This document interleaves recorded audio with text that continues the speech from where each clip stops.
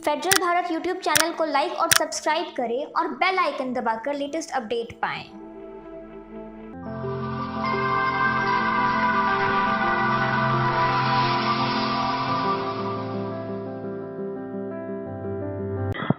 नमस्कार, इस समय आप देख रहे हैं फेडरल भारत और मैं आपके साथ हूं मधुमिता वर्मा। लखनऊ में कोरोना मामले की वास्तविक स्थिति क्या है, इसकी पूरी जानकारी देने के लिए हमारे साथ जुड़ चुके हैं एडवोकेट अनिल उपाध्याय लखनऊ से। सर, शमशान घाटों में सैकड़ों चिताएं, अंतिम संस्कार की लंबी लाइनें, सर ये क्या बयां कर रही हैं? देखिए, एक तरफ तो कागजों पर आंकड़े होते हैं और एक तरफ होते हैं जो आंखों से दिखाई देते हैं। तो इस समय एक दो चैनल्स ने खाली इसकी रिपोर्टिंग की है, जो जहां पर जितनी भी शहरों में शमशान है, शहरों में शमशान आबादी के बीच में होते हैं। तो आसपास इसका सबसे अच्छा जो वर्णन कर सकते हैं अगल बगल रहने वाले लोग ही बता सकते हैं। तो कुछ रिपोर्टर्स ने ये काम बड़ा बढ़िया किया है और मैं चूंकि आलमबाग क्षेत्र में ही रहता हूँ, आलमबाग क्षेत्र में ही क्या है, मेरे घर के पास ही एक शमशान घाट है नहर के किनारे। वहाँ स्थिति ये है कि आप समझिए कि जहाँ पहले 8-10 लाशें जो रोज बड़ी मुश्किल से जलती थी, अब 100-150 लाशें जल रही हैं। सवेरे 5 बजे से लेकर के रात के 12-1 बजे तक लाशें जलती रहती हैं। जी, आसपास रहने वाले हम लोग इतने ज्यादा परेशान हैं कि शाम के टाइम जब उधर से गुजरते हैं, जब सूरज डूबने का समय होता है, तो वीआईपी रोड इसे कहते हैं, लखनऊ के अमौसी चौधरी चरण सिंह एयरपोर्ट से राजभवन, मुख्यमंत्री आवास, सबका रास्ता उधर ही से जाता है। यानी उस शमशान घाट के बगल से योगी जी, राज्यपाल, मोदी जी सब गुजरते हैं। और वहाँ शमशान की ये स्थिति है कि शमशान के 1 किलोमीटर के क्षेत्र में ऊपर का आसमान जैसे काला नजर आने लगता है शाम के समय, धुएं से। इतनी बुरी स्थिति है। सर, तो आप बलरामपुर हॉस्पिटल के आसपास ही रह रहे हैं? बलरामपुर नहीं, शमशान जो है यहाँ पर आलमबाग का, नहर के किनारे का आलमबाग में नहर के किनारे का जो शमशान घाट है, उसके पीछे का इलाका आता है विशेषर नगर, आजाद नगर, पवनपुरी, ओम नगर, चंदन नगर। तो मेरा निवास पवनपुरी में है। अच्छा, ओके सर, ये बताइए कि जो ऑक्सीजन की दिक्कत है, आप देख रहे हैं, पूरी जनता देख रही है, देश देख रहा है, लेकिन सरकार जो कह रही है कि ऐसी दिक्कतें नहीं है, हम लगातार प्रोवाइड करवा रहे हैं अस्पतालों में ऑक्सीजन, वहीं दूसरी तरफ देख रहे हैं लोगों की जानें भी जा रही हैं। क्या कहना चाहेंगे सर इस पर आप? इस पर ये हमें कहना है कि बहुत बड़ी संख्या में ऐसे पेशेंट ऑलरेडी पहले से थे जो ऑक्सीजन पर चलते थे, जो कोरोना के पेशेंट नहीं थे। उनको जो ऑक्सीजन की सप्लाई हो रही थी, उसके अतिरिक्त एकाएक जो कोरोना के पेशेंट की जो सप्लाई का ये मामला आया है सामने, तो कोरोना के पेशेंट को फ्लो पंप से ऑक्सीजन देनी पड़ रही। बहुत से पेशेंट ऐसे हैं कोरोना के जिनमें एक बड़े बड़े सिलेंडर 3-3, 4-4 घंटों में खत्म हो जाते हैं। तो इसकी वजह से ये प्रॉब्लम क्या हो रही है कि जिनको ऑक्सीजन की जरूरत है उनको ऑक्सीजन तो तुरंत चाहिए होती है। कोरोना को कोई पेशेंट जैसे उसको एकाएक उसके लंग्स बहुत ज्यादा डैमेज हो गए, उसकी ऑक्सीजन लेवल 40-50 पर पहुंच गई, तो उसको तुरंत ऑक्सीजन की जरूरत है। और उसको यहाँ पर देखा जा रहा है, जनता से अगर बात की जाए तो वो ये बता रहे हैं कि 90 हजार में उन्हें ऑक्सीजन मिल रही है। हाँ, 90,000, 1 लाख, 2 लाख, जो इस समय ऐसी जो कहते हैं ना कि लूट मची है वाला जो शब्द चलता है, वो इसलिए सही साबित हो रहा है कि जिसके पास है वो मनमानी कीमत पर बेचे दे रहा है और सरकार इसमें कुछ कर नहीं पा रही, क्योंकि सरकार का अपना प्रोडक्शन हाउस इसमें कोई है ही नहीं। सरकार तो लॉ एंड ऑर्डर बनाने में जुटी है, सरकार तो सिर्फ आंकड़े की बाजीगरी करने में जुटी है, बंद कमरों में मीटिंग करने में जुटी है। तो ये जो प्राइवेट सेक्टर है असल में, तो सरकार को जो समय मिला था पूरा 1 साल का, इस 1 साल में अगर पूरे देश में बहुत सारे ऑक्सीजन प्लांट्स लग गए होते, जो हॉस्पिटल 2020 में बनाए गए थे वो आज भी अगर चल रहे होते, तो आज हम लोगों को बड़ी मदद मिल जाती। हुआ क्या कि चलते हुए हॉस्पिटल, जैसे दिल्ली उदाहरण, दिल्ली में बहुत से हॉस्पिटल्स बंद कर दिए गए थे, छतरपुर का हॉस्पिटल बंद कर दिया गया था, तमाम सारे हॉस्पिटल्स बंद कर दिए गए थे क्योंकि कोरोना पेशेंट थे ही नहीं। आज की तारीख में अगर हमारे देश में 3.5-4 लाख पेशेंट रोज निकल रहे हैं, तो थोड़े दिन पहले ये स्थिति आ गई थी कि 2-2.5 पेशेंट रोजाना खाली आते थे। तो ये इसके पीछे आंकड़ों की बाजीगरी, इतना बड़ा हमारा देश है, इतना बड़ा देश है कि हमारे देश में सभी चीजों की मॉनिटरिंग करने का सिस्टम बेहद ईमानदार होना चाहिए। सिस्टम हमारा जो है वो गड़बड़ हो चुका है, सिस्टम में भ्रष्टाचार गेहूं के घुन की तरह शामिल हो चुका है। जी बिल्कुल। सर तो कोरोना की जो लहर है, दूसरी लहर जो है 30 गुना ज्यादा है पहली लहर से, लेकिन फिर भी चुनाव पे इसका कोई असर नहीं पड़ रहा, लगातार चुनाव प्रक्रिया जारी है। चुनाव आयोग ने इसीलिए चुनाव आयोग पर डंडा चलाया है हाईकोर्ट ने। चुनाव आयोग और केंद्र सरकार इसके लिए पूरी तरह दोषी है, जो केवल चुनाव की राजनीति, चुनावी भाषण, चुनावी भीड़ सभी पार्टियों ने लगाई। जो किसी एक पार्टी को इसमें दोषी नहीं करार दिया जा सकता, सभी पार्टियों ने इसमें भीड़ लगाई। और दिक्कत क्या आती है कि जो अगुवा पार्टी है, यानी देश की सरकार जो होती है, अगर देश के प्रधानमंत्री, गृह मंत्री, बड़े बड़े मंत्री देश के केंद्रीय अगर वो खुद ही मीटिंग करने लगे, मुख्यमंत्री जाके जनसभा को संबोधित करने लगे, तो शेष मुख्यमंत्री क्यों मानेंगे? बाकी सब भी उनके पीछे चल पड़ेंगे। देश पीछे किसके चलता है? देश के प्रधानमंत्री, देश की सरकार के पीछे चलता है। तो जब देश की सरकार खुद चुनावी रैली कर रही थी, प्रधानमंत्री जी खुद ही चुनावी सभा बिना मास्क के कर रहे थे, तो दूसरे क्यों नहीं करेंगे? बिल्कुल सर। दूसरों को कैसे दोषी इसमें करार दिया जा सकता है? सबसे पहला दोष तो सरकार का हुआ। ऊपर से चुनाव आयोग विभिन्न सरकारी विभागों के ढेर सारे कर्मचारियों, अधिकारियों को चुनाव में लगा देता है। तो उन कर्मचारियों, अधिकारियों का चुनाव से तो कोई मतलब नहीं होता है, लेकिन वो अधिकारी, इस जिले का अधिकारी 4 जिले छोड़ के ड्यूटी पे लगा दिया जाता है, तो वो इस जिले का कोरोना 4 जिले बाद लेके गया। इस बार यही सबसे बड़ी गड़बड़ी हुई है कि पूरे देश में चुनाव और कुंभ के कारण, और जैसे किसानों की रैली भी चली इधर बीचों, तो किसानों की रैली में भी भीड़ लगी काफी। तो भीड़ भरे आयोजन जो साल में नहीं होने चाहिए थे, जैसे किसानों का आंदोलन है, सरकार तुरंत उसमें एक्शन लेती, तुरंत उसमें बात करती और किसानों का आंदोलन होने ही ना देती जी, शुरू में ही ना होने देती है। सर अस्पतालों की क्या व्यवस्था है, क्या सुविधाएं हैं वहाँ पर?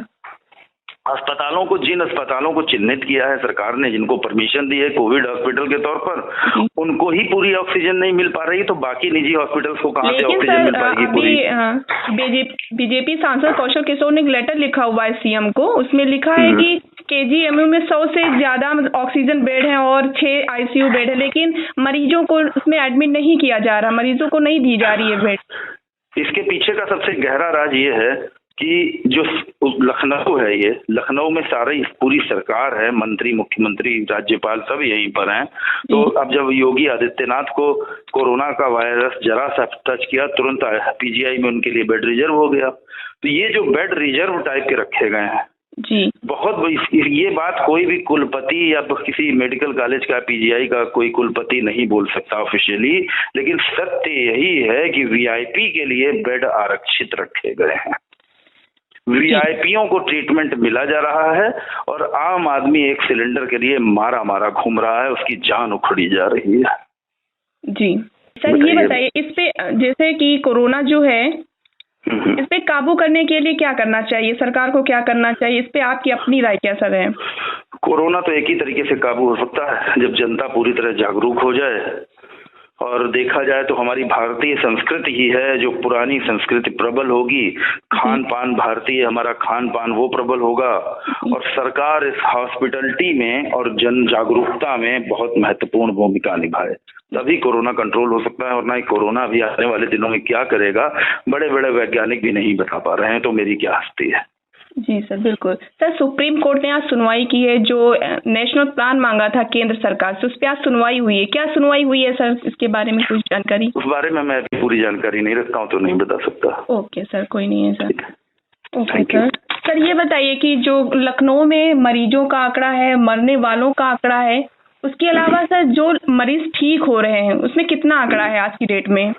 देखिए, अखबारी आंकड़े हैं ये तो, जो हम और जनता पढ़ती है, हम ही लोग जानते हैं, क्योंकि कोरोना के इस पीरियड में ये स्थिति है कि कचहरी बंद हो चुकी है, कोर्ट में वकील नहीं है, जज नहीं है, पत्रकार बहुत कम जो है फील्ड में उतर के काम कर पा रहे हैं, क्योंकि जान सबको प्यारी है, जान है तो जहान है। तो इस समय आंकड़ों की बाजीगरी जो सामने आ रही है, वो तो हम तो नहीं बता सकते ना कि कहाँ से ये आंकड़े कैसे आते हैं जी। आज लखनऊ के सीएमओ ने खुद एक बयान दे करके कहा है कि पूरे उत्तर प्रदेश में ऑक्सीजन की भारी किल्लत है। जी बिल्कुल, लखनऊ के सीएमओ ने खुद बयान में आज ये कहा है कि पूरे उत्तर प्रदेश में ऑक्सीजन की भारी किल्लत है। ऑक्सीजन जितनी भी कहीं से भी आ रही है वो 10, 11, 12 घंटे में खत्म हो जाती है, और मान लीजिए किसी हॉस्पिटल में 2 घंटे 3 घंटे के लिए ऑक्सीजन की शॉर्टेज होती है, तो बहुत बड़ी संख्या में मरीजों की जान जाएगी नहीं होता है, चली जा रही है। रोज उदाहरण ऐसे आ रहे हैं कि 20 वहां मर गए, 30 वहां मर गए। बहुत बड़ी संख्या में मौतें ऑक्सीजन की कमी की वजह से हो रही है। और इसके पीछे विफलता सिर्फ सरकार की है, क्योंकि सरकार ने अपने बीते 1 साल का समय का सदुपयोग नहीं किया, चुनाव में जुट गई सरकार। जी बिल्कुल बिल्कुल सर। तो सर अभी आपने बताया कि आप बाहर से आ रहे हैं थोड़ा काम करके, तो क्या देखा आप लोग निकल रहे हैं या मतलब पूरा सन्नाटा? एकदम सन्नाटा है। धीरे धीरे अब एक ऐसा लॉकडाउन हो रहा है जो जनता खुद अपनी जान के डर से खुद लॉकडाउन में चली जा रही है। जनता खुद बाहर नहीं निकल रही है। बहुत बड़ी संख्या में ऑफिस में काम करने वाले लोगों की कमी है। मार्केट में जो रोज कमाने रोज खाने वाले लोग हैं, बस वही निकल रहे हैं, क्योंकि या तो वो अगर वो रोज कमाएंगे नहीं रोज, तो वो खा नहीं पाएंगे, भूख से मर जाएंगे या कोरोना से मर जाएंगे। जो सड़कों पर भीड़ है वो यही भीड़ है, या तो वो भूख की भीड़ है जी, या फिर कोरोना वॉरियर्स की भीड़ है जो कोरोना से लड़ने जा रहे हैं, या बहुत अति आवश्यक सेवाएं हैं वो लोग निकल रहे हैं। वरना भीड़ बहुत कम है, सड़कों पर सन्नाटा है। आपको क्या लगता है सर लॉकडाउन होना चाहिए? कुछ लोग कह रहे हैं लॉकडाउन होना चाहिए, कुछ लोग कह रहे हैं नहीं, आपकी व्यवस्था बिगड़ी, सरकार भी कह रही है आपकी व्यवस्था निश्चित रूप से होना चाहिए, क्योंकि जनता खुद लॉकडाउन करके एक तरीके से बैठ गई है। लखनऊ के बहुत से मार्केट ऐसे हैं, बहुत बड़े व्यापार मंडल ऐसे हैं, तमाम सारे व्यापार संगठन ऐसे हैं जिन्होंने पूरे मार्केट अपने आप 14-14, 15-15 दिन के लिए बंद कर दिए हैं, पूरी तरह बंद कर दिए हैं। और सर जनता की एक बात और सामने आ रही है, जो राम मंदिर बना उसमें जनता ये कह रही है कि अगर आज राम मंदिर नहीं बना होता, उसकी जगह पे और हॉस्पिटल बना होता तो शायद राम मंदिर के चंदे के बजाय अगर हॉस्पिटल का चंदा सरकार लेती तो कितना अच्छा होता। आज पूरी जनता ये बोल रही है। जी बिल्कुल। राम मंदिर तो श्रद्धा का विषय है, मंदिर बड़ा हो या छोटा हो, मंदिर तो हमारे हृदय में होता है ना। प्रार्थना तो हमारे हृदय में होती है, हृदय में आस्था होनी चाहिए।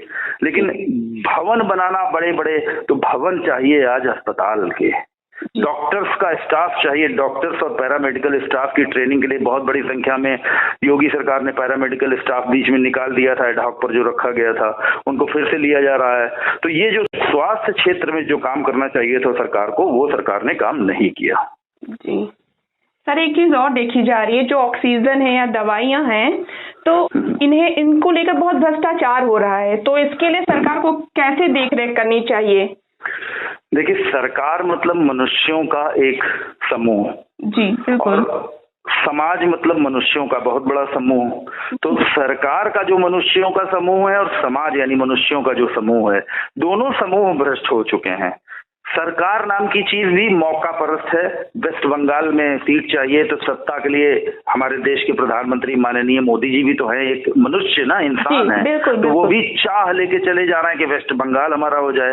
तो अगर नरेंद्र मोदी वेस्ट बंगाल की चाह लेके बैठे हैं, तो सड़क के किनारे बैठा एक भिखारी, एक छोटी सी झुपड़िया मेरी हो जाए, दोनों यहाँ पर बराबर खड़े हो जाते हैं। जी, कोई फर्क नहीं होता, दोनों मनुष्य एक बराबर खड़े हो जाते हैं आज की तारीख में। अगर कोरोना वायरस नरेंद्र मोदी के फेफड़े में घुसेगा तो वो भी वैसा ही वार करेगा, और एक गरीब भिखारी के फेफड़े में घुसेगा तो वो भी वैसा ही वार करेगा। तो यहाँ पर बराबर हो गए, मनुष्य भ्रष्ट हो गया है, मनुष्य बड़ा मौका परस्त लालची हो गया है। तो चाहे दवा हो, चाहे रेमडेसिविर इंजेक्शन हो, या चाहे किसी भी चीज का मौका हो, हर आदमी मौके का अधिकतम फायदा उठा लेना चाहता है। आज जो आदमी मौके का फायदा उठा रहा है, कल वो खुद उस कष्ट का शिकार हो जाएगा, तो फिर वो मौके को कहाँ तलाशेगा। ये सबसे बड़ी चीज अब धीरे धीरे सबकी समझ में आने लगी है। मीडिया भी इससे सब सुधरने लग गया है, जिसको गोदी मीडिया कहा जाता था। गोदी मीडिया भी आज की तारीख में सरकार का भारी विरोध कर रहा है। जी बिल्कुल sir.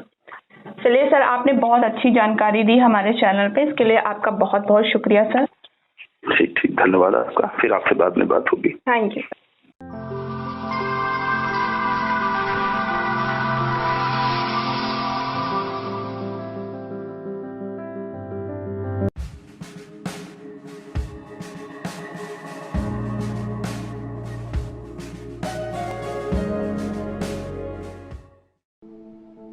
Federal Bharat YouTube channel को लाइक और सब्सक्राइब करें और बेल आइकन दबाकर लेटेस्ट अपडेट पाएं।